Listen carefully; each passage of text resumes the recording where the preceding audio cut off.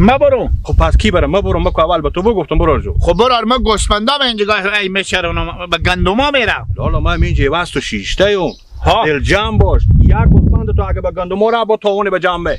سیه دیگه چی میگی؟ قانال برو ما به روز بون نمیبینم به درخت بلاشو. اشته نمیبینی؟ نمیبینم من. شوبینم من. اشته شوبینی برو. تو مر نمیبینی؟